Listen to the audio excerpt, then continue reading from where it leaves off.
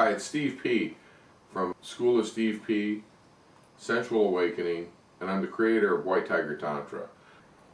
I'm going to talk to you today about healing the wounded heart.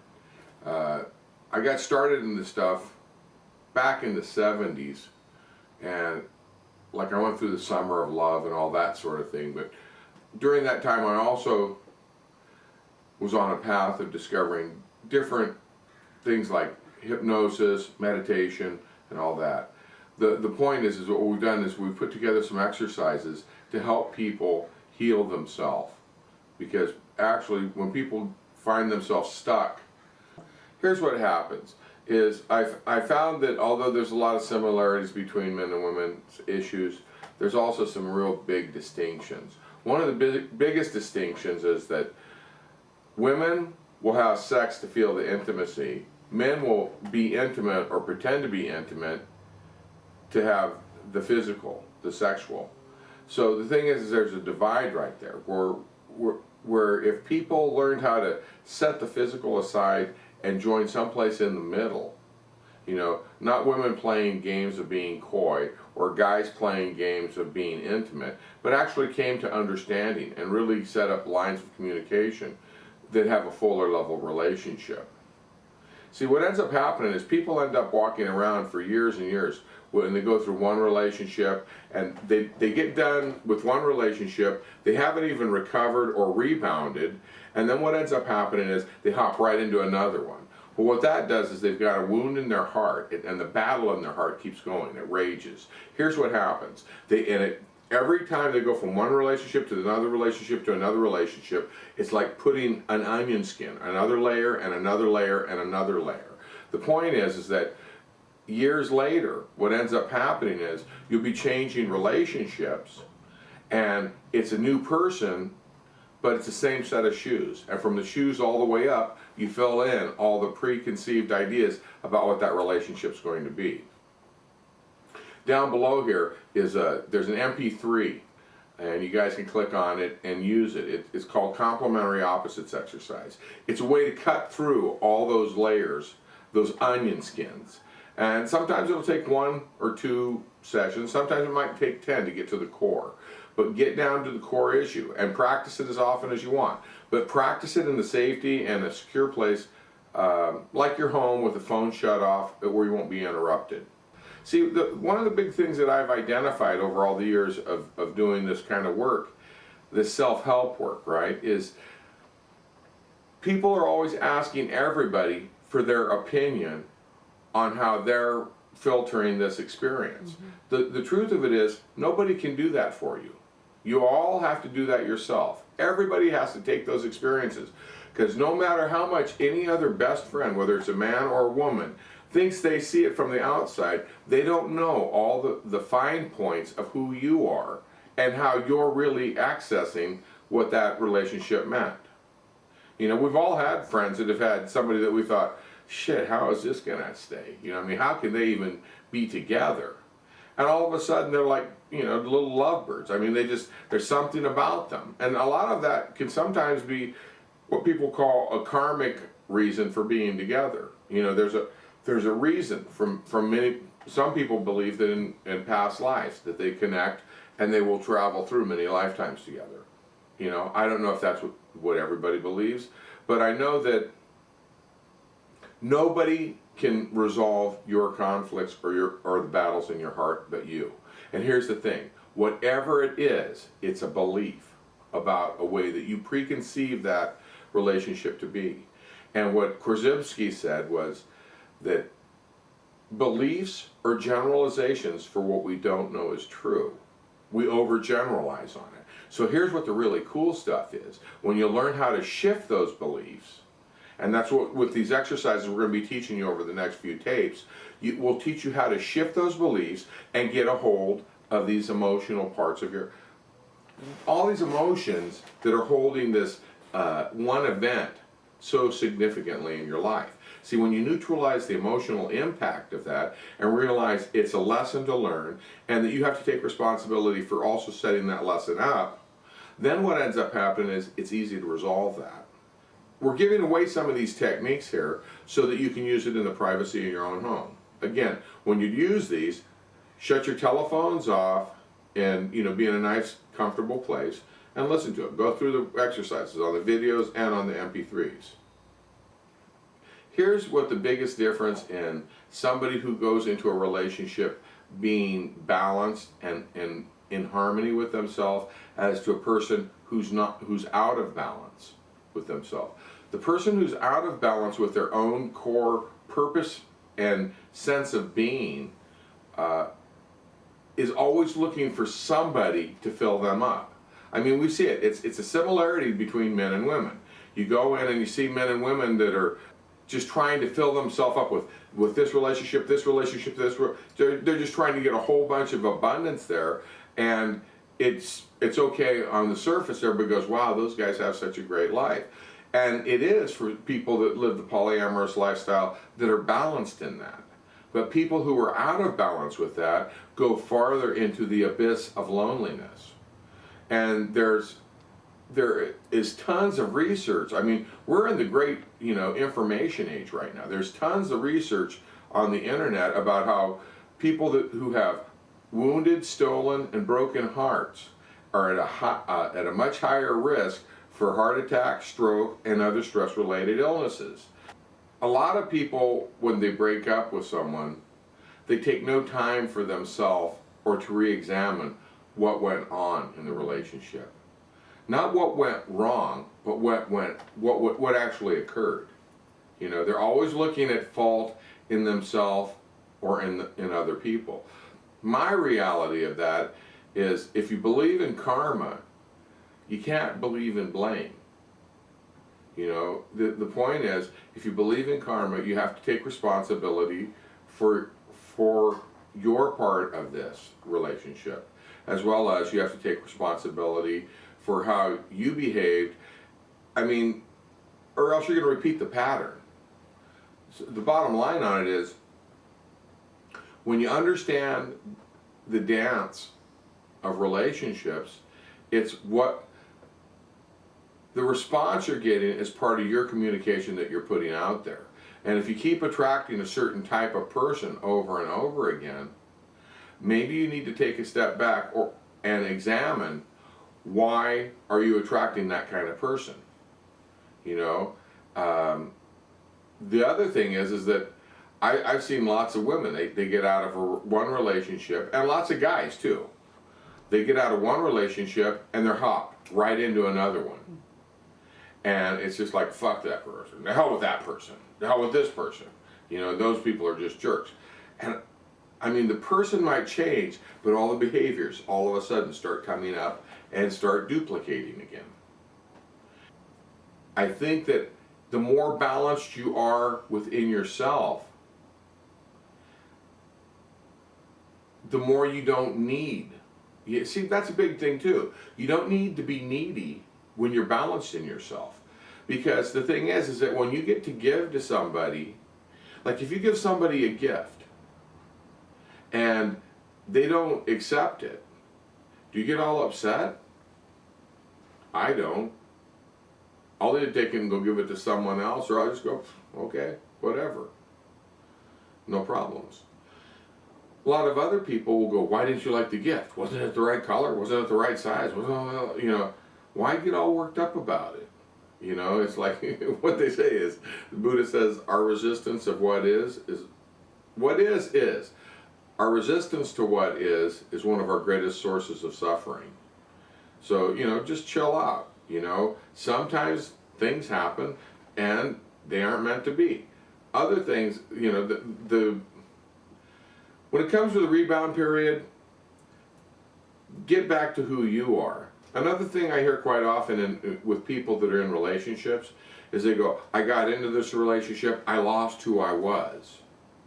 And that's kind of like to me, that's a crock of troll trods. It's, you know, total bullshit. Because when you get into a relationship, you're not there in that relationship to have somebody fill you up or somebody take over your life. Because when we come in as spiritual beings into our bodies, whatever your religious belief or spiritual belief is, we come into individual bodies and we interact. Part of relationship is the relating. And when we see that, it's how we're relating to them, but also sometimes we'll see things in other people that remind us of who we are. And that can be disturbing, you know, especially if it's like looking too close into the mirror. You know, people go, oh shit, you got more problems than me, you know. The other thing is, it's in the dance of relationships, we're supposed to be individual beings. And when we come in to enhance each other's lives. And then we separate, still being the wholeness in the healthy relationship of who we are as individuals. And then we come back in partnership again, and we separate, and we still fill ourselves up with that other person. And see, a lot of people think that as soon as they get into a relationship, they've got an ownership certificate, like a car or some home or something else. Like, now I own this. This is my husband. This is my wife. I can treat it like shit. Well, that isn't the way you're going to have that's not the way to sustain a healthy relationship, much less a relationship with positive equity. You know, the bottom line on it is, what you put into a relationship is what you're going to get out. And when you have a relationship that you enter into where you're feeling you're being balanced, and you're going in and you're giving to someone, and you're enhancing their life, and they're enhancing yours, you never have second thoughts about it. Here's the thing about relationships and second thoughts. As soon as you have second thoughts about anyone that you're in a relationship with, remember, it's the second thoughts are there to tell you about the first thoughts you're trying to ignore. That's your intuition. And why are you having first, second, and third thoughts about somebody, especially if it's an intimate relationship? You know, the bottom line on it is it because that the person you're with is out of balance, or is it because you're out of balance? Because when people are in perfect harmony, they don't have those questions. They're thinking, wow, how can I give this to my partner? You know, instead of how can I take this from my partner? When people are really truly balanced in a relationship, they aren't looking for the other person to fill them up and make them feel whole. As a matter of fact, they're looking, instead of trying to take from somebody, to give. And when you have two people that are giving to each other, it becomes a thing it's just really beautiful. It's like, I was down at a hamburger shop, and I met this couple, and they were holding hands the way teenagers do. I don't know if you're used to seeing this kind of stuff, but it's an older couple. Being in the people business, I people watch all the time. I love it. And I went over to talk to them. You know, I go walking up to their table, and I go, I got to talk to these folks, right? And I go, excuse me, I want to ask you guys a couple questions. I'm in the self-help business, and I want to know, how does a husband and wife hold this thing that you guys have together so long? You know, I mean, how would a married couple do this? How does a husband and wife, you know, hold that? I mean, you guys are holding hands and giggling like high school kids, you know, and the lady looks up at me and the guy looks up at me, and they just stop for a second. And he looks over at her, he goes, "This isn't my wife." And I see the wedding band, and I see the wedding ring on her, and she goes, "And this isn't my husband." I'm thinking, oh shit, how do I get out of here? You know, it's like I got both feet in my mouth, and they let me sit there quite uncomfortable, kind of like, you know, trying to back out of this. And I go, yeah, I got that. And I'm trying to stutter, and it takes a lot to get me to have a shortage of words. But I go in there, and so anyways, they say, "No, we are married." I go, "Yeah, I caught that." And they go, "No, we're married to each other." Now I'm going into trance. I'm going, what? The guy goes, "I could never call her that 4-letter word, wife." And I go, oh my God. And what ended up happening was, I go, "What do you call each other?" They go, "Sweetheart." "That's my sweetheart. Always has been, always will be." And I go, oh my God, it's about semantics. And they go, "No, it's, we got together back in the wild, late 60s and 70s, and we've always been a couple. But we saw other couples who got together and they started doing the swinging thing. We weren't interested in doing the swinger thing. But what we knew was that we loved each other so much that we wanted to make that last. So we never wanted to treat each other like husband and wife. Instead, we never wanted to let go of what we had in high school, which was we were high school sweethearts. And we always had that. I go, well, how do you do that? How do you preserve that? And they go, simple things in life. And I go, can you give me a clue what simple things in life are? They go, sure. It's like, if you believe, whatever you believe in as God, God gives us 24 hours in a day. And we decided, even as young kids, that if we only had 24 hours to live each day, day to day, that we wanted to at least dedicate an hour each day to each other. And when we had kids, it was a little difficult. We just get a babysitter, because we figured the strongest way to make our family strong was by making the mother and father strong. And so we would get a babysitter and we would go for a walk. Now, this is kind of strange, because the lady was telling me this now. She's going, we'd go for a walk, and we figured if we walked 15 minutes, we had to come back home. So it's a half hour. We walk away, come back, and it's almost like no time. But what we did was we no matter what the problems of the day were, no matter who we had arguments at work with or whatever, we held each other's hand and we went for a walk, and we let go of all the problems of the day. And it was time for us to share every day and invest in each other. And I went, wow, that's pretty cool. She goes, oh, I'm not done. We also had bonus day, which was like our Sunday drive. And what we would do is we'd drive all the way out to the mountains and would split a piece of pie. And they've been doing it for 37 years at the time I talked to them. And we still go out on Sunday. And we decided to stop here, get a hamburger, and then we're going to go out there, and it's up where they grow apples up in the mountains, and get a piece of apple pie, one piece of apple pie a la mode, and split it like teenagers do. It's not that, I mean, we can afford our own piece of pie, but there's that thing in sharing, and sharing that one piece together. And, you get to learn a lot about somebody when you share a piece of pie with them, And so what we would do is we'd take one bonus day, and we would implement that into that was our Sunday getaway, and we would invest that in ourselves. It would be like 4 to 6 hours, but it's well worth the investment of a babysitter, because we invested in our family by investing in each other. So anyways, but this is a couple that figured it out on their own. So, but the thing was, people go, well, they got lucky because they were so young, and I'm going, maybe they were, but the key to any successful relationship, whether it's an intimate relationship or a platonic relationship, is honesty. First being honest with yourself, then being honest with the people that you're going to be involved with, or the person you're going to be involved with, whatever your choice is.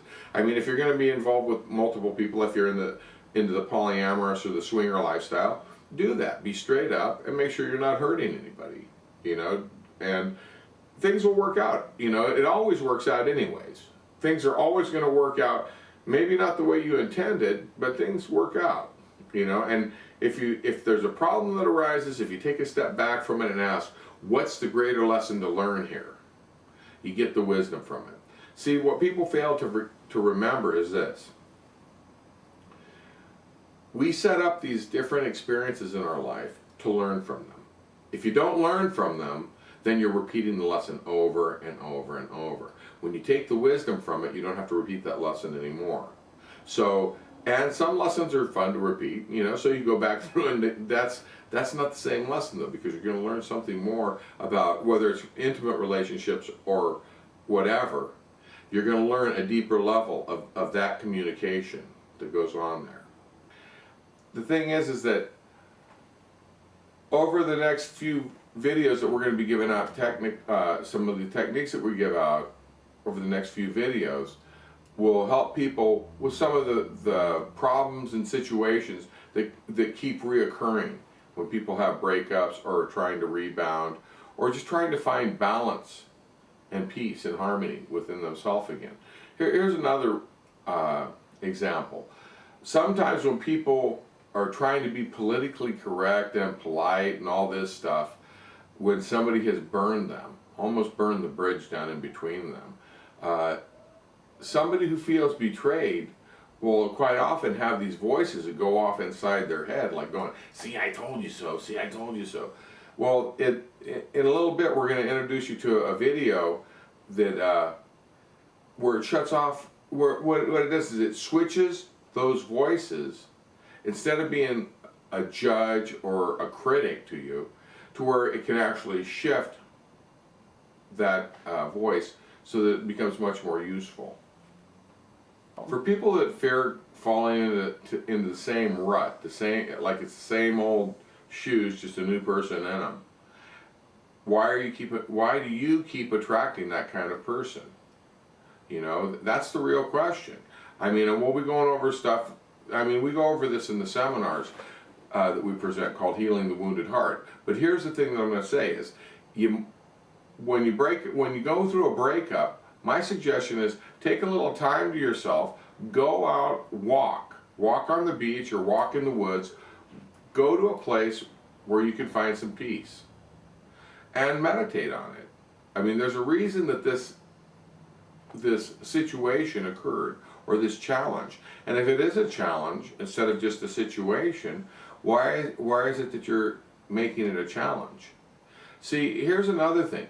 A lot of times people leave one relationship, hop right into another relationship, and all they start thinking is like, "Oh, brother, is this going to happen again?" Here's what I suggest everybody do. Start writing a book or journaling, and also keep record of all the things you need to be grateful for. In every single relationship, instead of looking at, "Oh, brother, what are they going to do to me this time?" Instead, look at it in a different light as a gratitude journal, you know, where you go in and you go, "Wow, I have so much to be thankful to this person." Because I tell you what, you can't change other people, but you can damn sure change the way that you respond to other people and the way that you respond to yourself. See, part of the things that we do when we help people doing the Healing the Wounded Hearts workshops is get them in touch with their gratitude, but also let them understand that they can also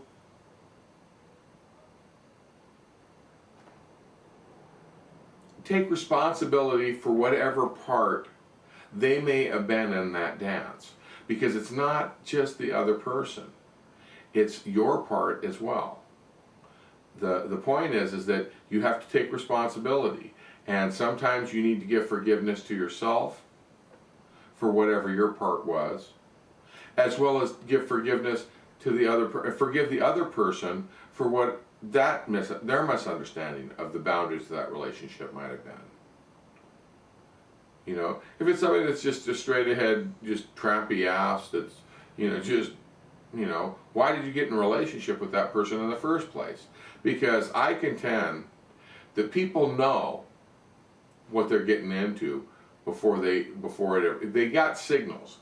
And if they're so blocked off from their intuition, then they need to go and walk by themselves, or do what they need to do to get back in touch with who they are inside themselves, instead of trying to always fill themselves up with other people on the outside. See, a lot of people, as soon as they break up, they go into bar scenes, or they go into just smother themselves with people around. And that's okay, but the thing is that those are also the people, if they're out of balance, they can be in a crowd, but they're the lonely ones in the crowd. You know, they're the ones who walk around, who eat a full meal and are still hungry. You know, because there's a gnawing, aching emptiness, and it can't be resolved because they're trying to hide from themselves. No matter where they go, their self is always there. So I say, take a step back and look inside. You know, find out that, you know, there's nothing, first of all, there's nothing wrong with anybody. I mean, most people aren't just evil shits, you know. There are some people that are gnarly, and, you know, fine. You'll pick up on that when you start tuning into yourself. You'll notice that and back away from them. You know, you'll find that they aren't even attractive to you. You know, the point is that if you're going and looking for love on a bar stool, you get drink, you get whatever drink is served to you. You know, the bottom line on it, that's okay, if that's the kind of relationship you want. But it's kind of like, what are you looking for? You know, I mean, you have to ask yourself in a relationship, what are you really truly looking for? You know, whether you're a man or a woman, are you looking for a one-night stand?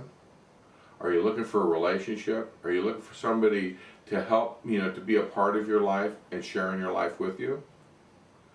What is it? And if you have it, if you got rid of the emotional baggage, one of my techniques that we'll be teaching you later on in a later video is what I call the emotional baggage handler. And it's a way that, it's a hatha yoga technique called chakra cleansing, which it's called running your own energy. Where you know, and another one that we do is bringing back your cords, your heart cords, which is called heart retrieval. In the last 30 years, what used to be considered male diseases, like, you know, like heart attack and all that, women have gotten into the workforce and you know, got higher up into management to where they're not supposed to display their emotions so much. Well, the thing is women are emotional creatures. You know, guys are emotional creatures too, but on a different level. And when you have something that's gnawing away at you and wrenching on a heart-wrenching experience. Listen to people when they talk about their relationship or their past relationship. When they go, it's heart-wrenching. And when you start understanding that stuff, what you end up they'll tell you what it is. And they aren't dealing with it. And what they should do is learn some self-hypnosis, learn some meditation, learn some techniques. I mean, like I said, there's a lot of studies that are out there that are being cited by medical doctors and surgeons and stuff that deal with heart attack. Not only heart attack, but heart attack, stroke, cancers, people that when they have heartbreak and they hold that stuff on and they internalize it, they get other illnesses or diseasements in the body. And it's when that happens, like Bernie Siegel, Dr. Bernie Siegel talks about this also, the cancer doctor. He talks about when people hold that you know, that bitterness, they hold that, and it causes that anger or fear. Anger and bitterness and all that is fear-based emotions. And for whatever reason somebody's holding it, they're the ones that are creating that illness in them. As soon as they forgive themselves and forgive the others, all of a sudden, you know, it's like miracles start happening. Well, it's not a miracle. What happens is you're letting go of that stress. In order for stress to be there, you have to find something of an equal opposition to press against it to hold that stress into place. If there's nothing holding it, the stress will go free. There's different reasons why people get into relationships. Sometimes they have to work out karma, if you believe in that. You know, sometimes, you know, I did a lot of years, a lot of past life regressions. I mean, one of my early mentors from back in the 70s was a good friend of mine, still to this day, a guy named Richard Sutphin. Because when I was doing my hypnosis back in the 70s, I had some people do some automatic past life regressions. And I kind of went, well, this is interesting, you know. But then I found that he was a guy that was writing about it. So I went and studied with the guy. And he's an incredible person, you know, still doing seminars to this day. He and Tara, his wife, good friends of mine. Whether you believe in past life regressions, like the Buddhists and all that kind of stuff, or not, I don't care. I think of if you only believe it, that your mind is telling you an answer to a question by creating a story. It's like people watch movies and be inspired by it. Well, maybe it's like this dream state that we go in, and it's giving us a reason for it. Let me give you an example. I've had, over the last couple of months, I've had a couple ladies come in, and they go, I'm in a loving I got this one lady just got a new boyfriend. I got a new partner, and I thought they were gay because she calls them a partner, and I thought that was the way women talk about a woman's. So much for that. But anyways, I have a new partner, but I'm still attracted to these other guys, and it's like they're in a relationship. And when we went and did a past life regression, what ended up happening was the two other people that she was being attracted to, when she went back into past life regression, it was one of the guys was a husband who had gone out hunting and was killed, and another one, I forget what happened to him. But the point is that the one that the last husband was the one that went out, and she cried. You know, she just cried over and over in their cabin, like, why isn't he coming back? You know, we need to eat. You know, and they had two babies, you know, youngsters in the log cabin. Why aren't they coming back? So there was like this strong karmic tie, and she says, I don't know. I felt as though I've known him for so many lifetimes. And when I hear that, I go, do you believe in past life regression? And she goes, I don't know, I've never done any of that. What is it? You know, I'm not a Buddhist or nothing. I go, I don't care if you're Buddhist. Let's take you back and find out if there's an answer there. And what we found out was that when she went back there, that he'd gone hunting, and she spent the rest of her years just heartbroken over that. And she carried it through to this lifetime. So that's why she believes that she was compelled to go out there. Well, more and more I'm finding more people that are doing this with these polyamorous relationships. My belief is that soulmates and soul friends have had many lifetimes together. That's my belief. And when I started out doing this stuff, like I said, back in the 70s, it was like, it was really interesting because, you know, I wasn't even sure what the heck they were talking about. What do you mean many lifetimes? We're coming through here over and over again? The thing is that I thought it was just kind of like, it was a cool kind of way to do some hypnosis and get some discovery done. But the thing is that after more and more of these people came through, and then they would do some genealogy, like background searches, they actually went in and found that there was actually this group of people that lived in this town, even sometimes where the towns are no longer there. And I'm just kind of going, wow, that's kind of, so did you do this research after or before we did the past life regression? You're like, we'll go back and do these past life regressions and gather up all this information. Then what ends up happening is they go back and they find out that there was this family named Johnson or whatever, and they actually had this many kids, and they knew the names of all the kids. They knew the names of the neighbors. And so, I mean, those were kind of some weird things. I go, holy shit, that's goosebumpy. I mean, that's kind of weird, you know. But the thing is that when it starts happening over and over again, and I've been doing this for over 30 years, it's kind of like, it's more than just coincidence to me. But that's just my belief. When it comes down to where people come back through as soulmates or soul friends, there's many of the traditional earth-based religions, you know, like the Celtics, that believed that, you know, you come through. So do many of the indigenous tribes. You come through many times through. So, but the Celts also had a term called Anam Cara, which means friend of the soul. And it doesn't necessarily mean that you're going to be soulmates, you know, like a sexual mate. But it does mean that you have a soul friend, a friend of your soul. And they're there to go on your soul journey with you. And that's what they say, because when you really think how fast life goes through this earth plane, it goes real rapidly. I mean, it's like I just talked to somebody the other day I hadn't seen in 17 years. And I know it's 17 years because he didn't have a kid, and this kid's 16 now. Oh, wow. You know, where's the time go? So, as far as soulmates, I don't think that they always had to have been married. Sometimes they come through, and it might be a mother, daughter, mother, son, father, son.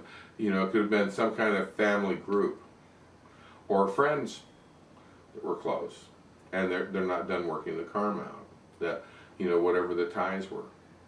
Earlier I was talking about people that walk around wounded from a broken heart, or they haven't rebounded from a relationship. And what they end up doing is they try to hop right into another relationship. Well, the thing is, people that take a step back going, I just got out of a relationship, I'm going to regroup myself, let me think this one out. And then they go up. They aren't looking for another relationship right at that point. But you know what? Sometimes they'll be going, oh, this is never going to happen again. I'm not doing that. You know, I'm tired of, you know, the deceit. I'm tired of all the false friends and all that stuff. And basically, I'm going to move on. I'm going to take it nice, easy, and slow. All of a sudden, boom, there's somebody appears. Because that's the next level, the next lesson people need to learn. They need to get through it. If you have a wounded heart, or you're going through battles of the heart, do you want to clean that up before you go and bring yourself to somebody else, or want to share in a relationship? So the thing is first of all, get yourself all, put back together again, and then go out and figure out, there are ways that you can do it. I mean, you can meditate on this stuff. It's like you can draw in the perfect person for you. But really think about, what does that mean? What does the perfect person mean to you? I mean, what is that? And there's different techniques for drawing someone in. You can write down the list of, I'd like somebody to be like this, and all those things. But understand, those are only attributes. Those aren't the behaviors. That's not the wholeness of that person. So, it depends.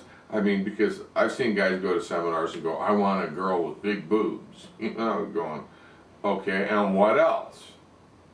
I mean, that's wonderful, but if that's all you're looking for, it's a pretty empty relationship, So the thing is that get a little bit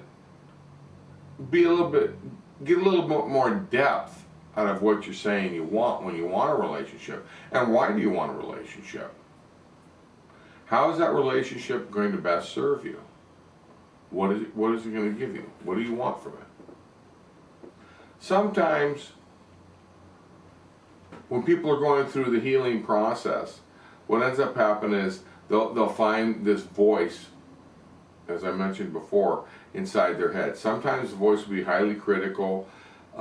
Sometimes it'll be a voice of their, maybe it's like their mom or their dad, or some authority figure yelling or screaming at them, or saying, you don't deserve this, or nah, nah, nah, nah, nah.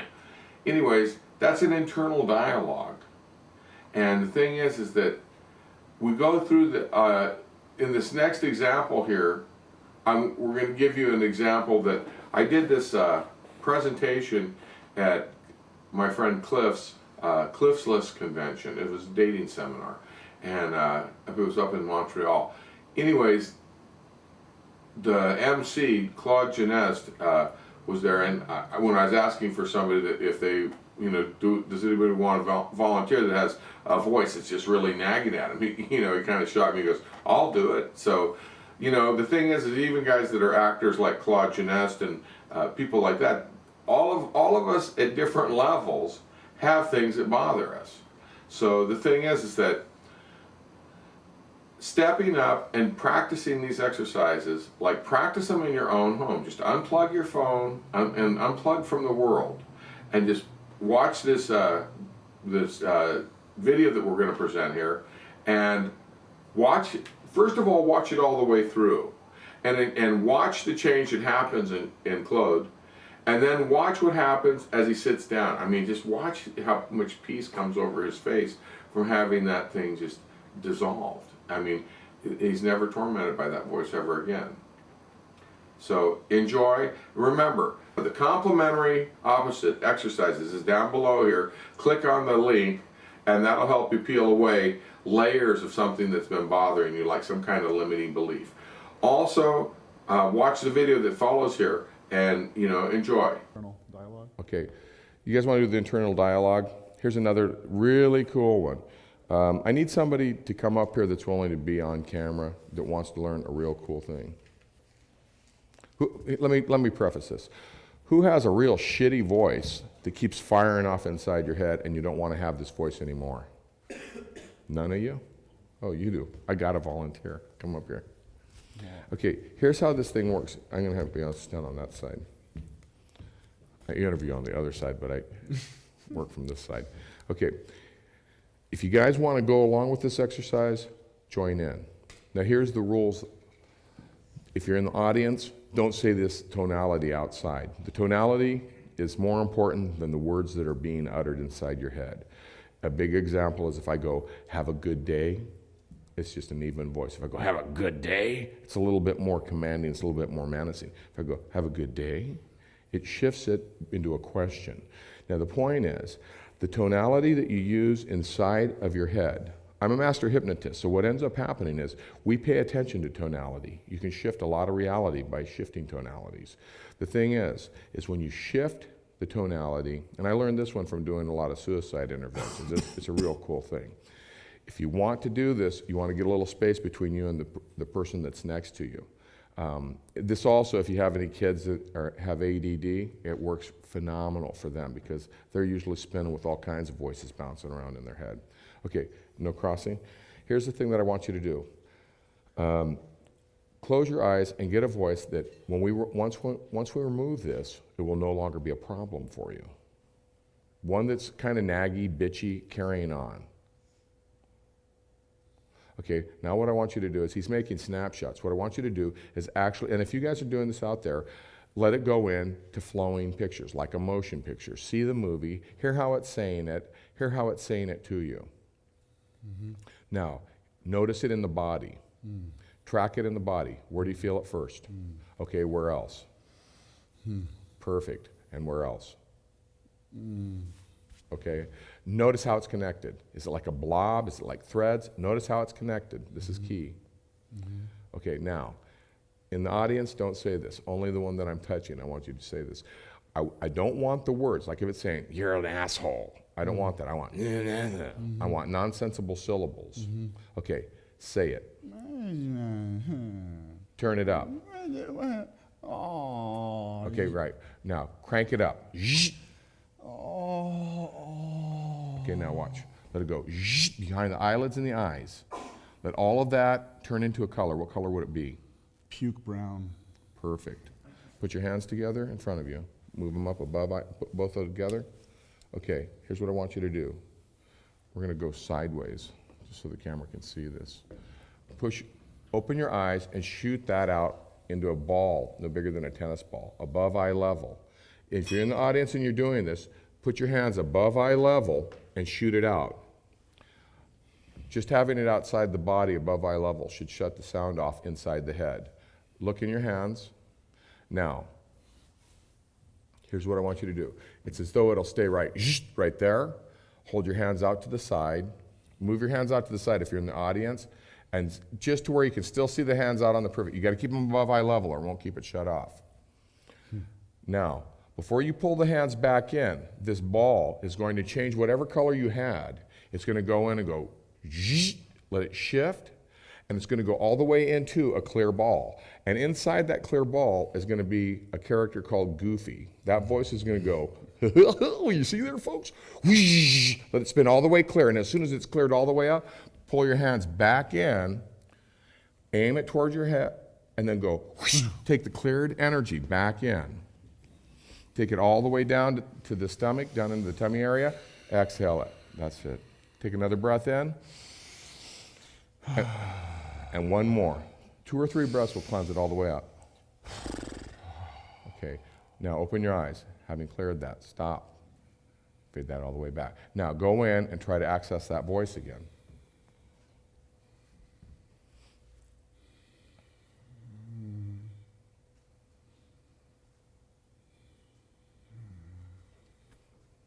Okay, what's it say? How's it saying it? Seems a bit more laughable to hear it now. Why? Well, here's what happens. It's really difficult to take criticism from Goofy, for one thing. You know, when Goofy goes, oh, you're fucked up. You know, you just go, get out of here. You know? Okay, here's another thing. The most powerful part of this is the more you try to bring that voice back, or it tries to come back on its own, the more distant it's going to become. As a matter of fact, every time that you see the color red, whether it's a fingernail or on a brake light in front of you, it verifies and fortifies this. It reinforces it all the way down to the cellular level, all the way back in time. So just a second before that can ever fire off again, you hear Goofy's voice going, she doesn't like you, you're a dick. You know, all that stuff. Open your eyes, come back. Then move all the way in. Okay, thanks. I have a comment to make. Okay. You know, earlier, Tyler was saying, you know, if there's certain mindsets that we've come into this with, that it was kind of discouraging to hear it, you know, that maybe we'll never be able to change these mindsets. We're stuck with them, you know. And a guy like Steve Pickus comes along and does this sort of radical hypnotherapy, which might seem a little woo-woo from the outside, but when you get into it, you begin to realize that the power and just how encouraging and optimistic it is to realize that, no, there are things we can do, guys like Steve can do, to utterly change, you know, profoundly anchored mindsets. It's good news. I hope you enjoyed the video you just saw. The thing is, next week, if you have a lot of emotional baggage you keep carrying around from one relationship to the next, what I want you to do is tune in next week, because we're going to be giving away a video on chakra cleansing. It's what I call the emotional baggage handler. Now, the thing is, it's so great. So wherever you think you're stuck, this thing cleans that stuff out just real quickly. I use it at least twice a day, and whenever I'm doing sessions, I use it before a session and after a session. It's very useful. It's called running your own energy, you know. And so once you have your chakras cleansed and balanced, you'll be tuned up, ready to roll. Thing is, if you have any other comments on the videos or any questions that I can personally answer for you, fill them in down below in the comment section. Put your name and opt in with a good email address, and we'll get back to you. Thank you for your time, and, you know, get your heart healed. Take care.